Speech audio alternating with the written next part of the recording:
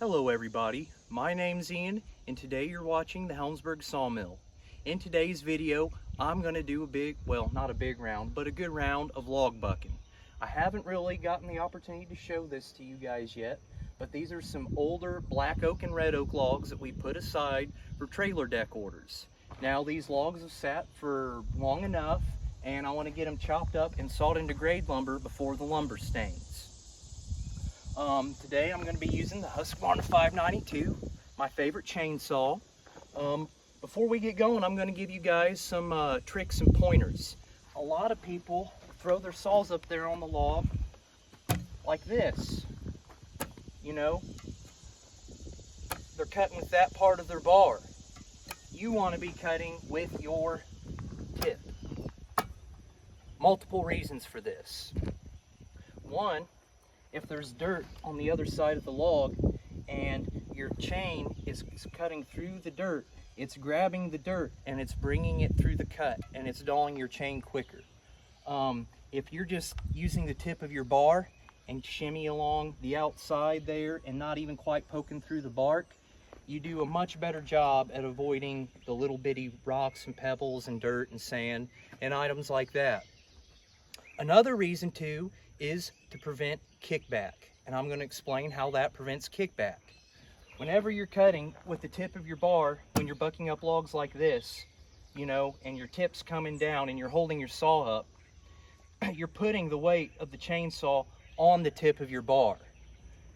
When you're putting your saw all the way to the tree like this, you're not putting any weight on the tip of your bar. Instead, you're using the tree itself as a fulcrum, if that makes sense. So if you have your saw and you're cutting with the tip and you're holding it up like you should and shimmying it, there'll be a lot less possible, or you'll be a lot less likely to kick back. Oh, and that also keeps the extra length of your bar from just hanging out on the other side and catching anything. This isn't going to be something I worry about as much today, but when I'm like out in the woods and I'm cutting with the saw and I'm topping trees, I really want to be trying to use the tip, especially if I don't know like where my saw is going to be cutting into. That way I'm just ready to pull it out. Okay, let's throw some hearing protection on and get going. I'm going to blast through these logs, by the way, you guys. Also, if you guys learned something new and enjoyed the video, make sure to give it a like. And if you're new to the channel, make sure to hit that subscribe button.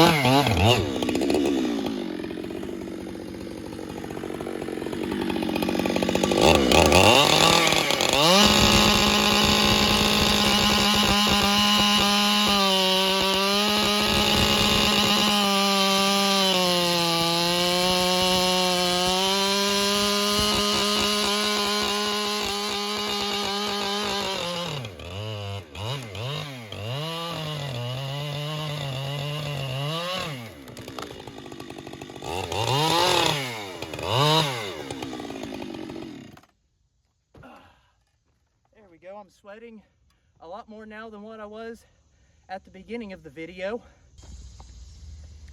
Okay, got those logs bucked up with just one hiccup there you guys will get to see, but you guys know what I say. If you don't have to get another saw or machine, you didn't technically get it stuck.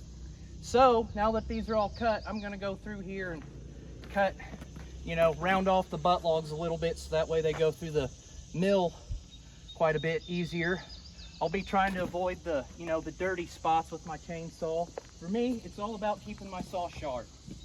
Oh yeah, see, these are dirty, but I'll do my best. Okay, yeah. Yeah, that knob definitely needs trimmed off there. So I'm going to voice over and let you guys know that you're not going to get to see me trim all the logs that I just mentioned, and that's because my phone overheats due to it being like over 90 degrees out whenever we're videoing this and we're out in the middle of the sun.